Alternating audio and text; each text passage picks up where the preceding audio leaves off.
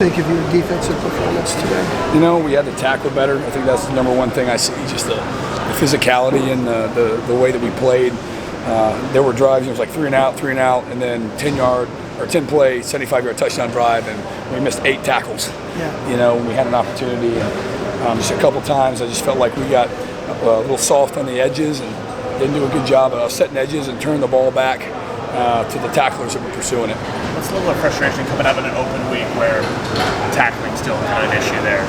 Yeah, I mean, you know, we work the hell out of it and preach it, and it's hard to do when it's not live in game, you know, and just continue to wrap up and get guys down. As you play better competition, you have to. You know, not going to let you get away with it. There's good tailbacks, and obviously Texas has one, and man, we're going to do a better job of getting them on the ground.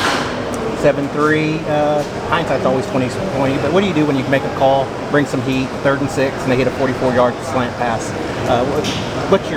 When you look back at a play like that, how do you diagnose that as a coach? Yeah, you know, I think the technique's wrong, first of all, and we should have been pressing that guy, so there's mistake number one, that the details matter, you know, when they motioned over, but I mean, obviously every big play I'd love to have a different call, so I think, you know, hindsight's 20/20 sometimes on that.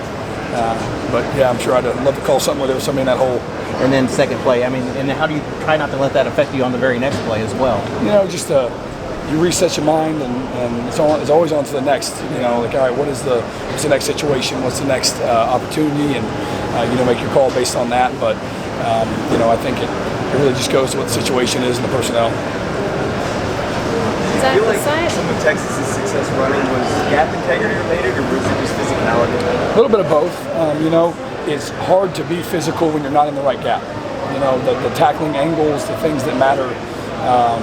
If you're not in the right place, it's hard to be in a good body position to do that. So a couple times, you know, we're late to a fit, and so it ends up being a hard angle tackle, which should have been a profile tackle straightforward. And, that leads to just some big plays given up and not getting people down. Zac, do you feel that guys pressing, trying to make too big of plays to flip things? I don't know if I'd say pressing. I think that we try to make plays a lot of times and not do our job. You know, I feel that, and I'm always on the sideline the whole time. I'm hey, listen, just do your job and the plays will come to you. You know, do your job, the plays will come to you. And so sometimes we have bad eyes. We do things that, you know, put us out of position because we're trying to make a play instead of doing our job really well. Eli Bowen got his first start today and had a really good game. Can you talk about Eli's day overall? Absolute baller. I mean, just can't say enough about how he prepares, how he tackles in space, how he covers, confidence. Just a really special young man. He's going to have a great future. How did it feel seeing Billy get that interception so early on, and you just see kind of a decline almost after? Well, you know, I mean, obviously the game's played in 4 quarters, and one possession doesn't win or lose it for you most of the time. But every play is critical, and you know, obviously he made a great play right there.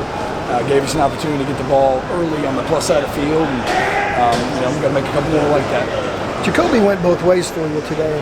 Talk about him and his development. What do you think your plans are for him in the future? Yeah, I mean, I think he's a really good athlete, and he can play both sides of the ball. You know, we don't want to lose him at corner, and we need him at receiver. You know, so he's going to continue to play both and be a useful part of both of them. I thought like he played pretty good when he came over with us too.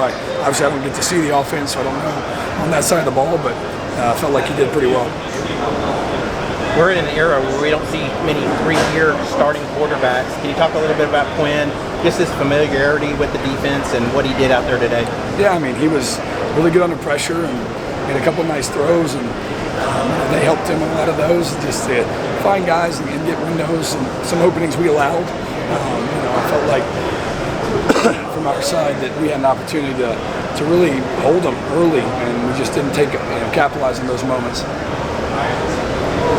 When the offense is struggling, how much do you still keep that defense and make sure you have that mindset where it's a team game and you